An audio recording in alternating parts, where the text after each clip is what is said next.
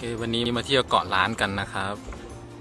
ก็มากับน้องๆที่บริษัททีมไอทีครับก็บรรยากาศวันนี้น่าจะดีกว่าเมื่อวานคือลมไม่ได้แรงมากดูสภาพคลื่นลมก็เบากว่าเมื่อวานมากเมื่อวานนี้ยืนไม่แทบไม่ได้ตรงนี้นะครับฝนไม่ตกครับตอนนี้คือประมาณ8 โมงเช้า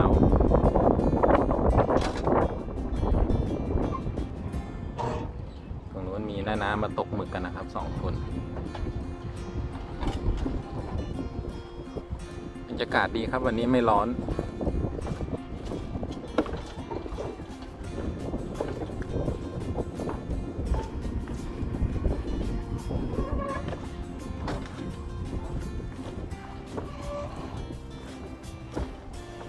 บรรยากาศ2 ข้างทางอันนี้ก็จะเป็นที่เขาทำไว้ยื่นออกไปที่กลางทะเลนะครับเอาไว้เหมือนจะไว้รับเรือนะครับมันจะมี2 ท่าตรงนู้นนะครับเป็นเรือใหญ่อันนี้ก็จะเป็นอีกจุดหนึ่งนะครับไว้ด้านหน้าเป็นทุ่นลอยน้ำ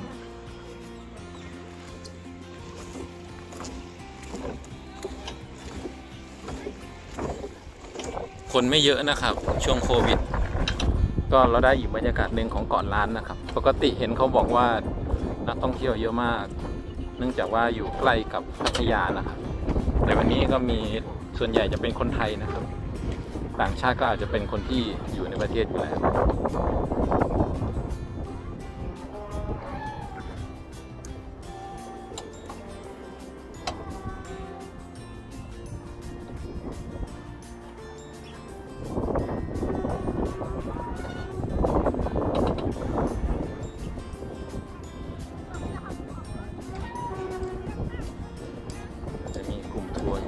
1 กลุ่มนะครับตรงนั้น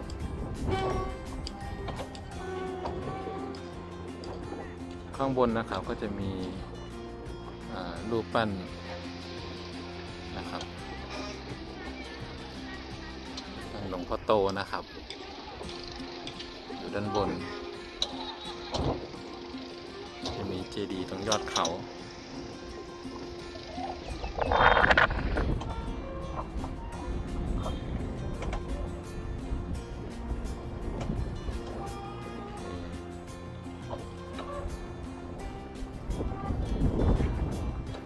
วันนี้นะครับเช้าวันนี้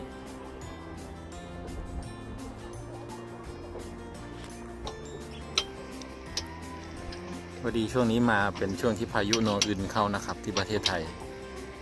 แต่เราตรงนี้ก็คือโดนอิทธิพลไปด้วยก็จะมีลมแรงบรรยากาศทั่วทั้งเกาะสวยงามครับวันนี้นักท่องเที่ยวไม่เยอะ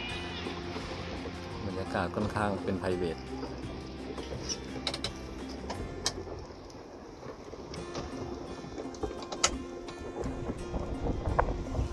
เราเดินไปดูข้างหน้ากัน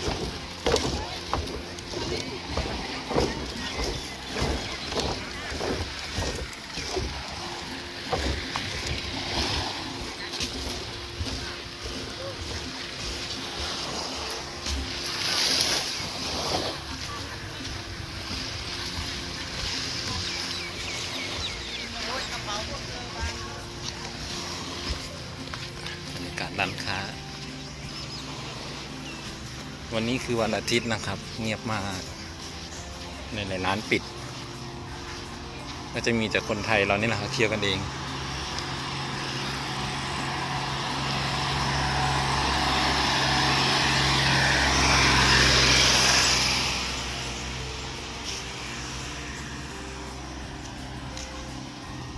อันนี้คือเกาะล้านนะครับใครจะเชื่อว่าคนจะบางตามากเหลือแต่คนไทย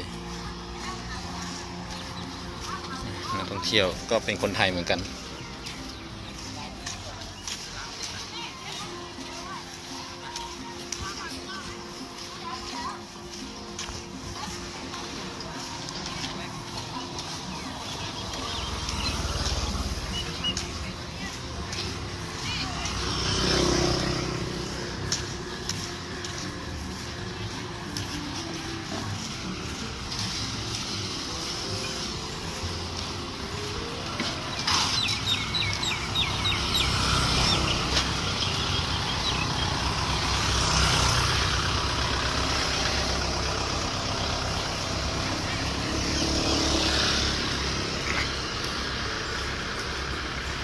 อากาศนะครับ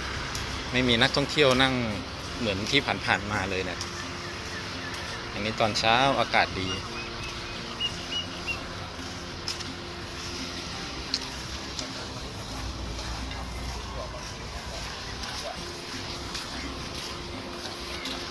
ช่วงนี้ก็ออกมาเที่ยวกันนะครับ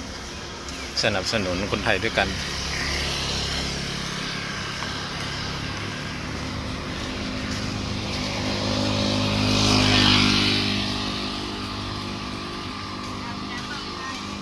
เสาร์อาทิตย์นี้ผมก็ได้มาพักที่ร้านอาหารชื่อตาแหวนนะครับ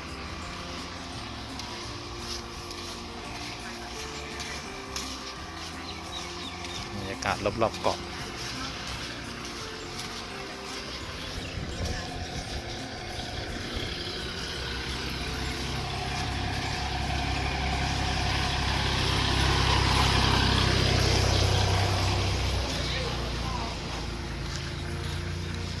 โรงอาหารก็เงียบมากมีแต่โต๊ะนะครับไม่มีนักท่องเที่ยวเนื่องจากเช้าเกิดก็ไม่รู้ยังไม่ตื่นกัน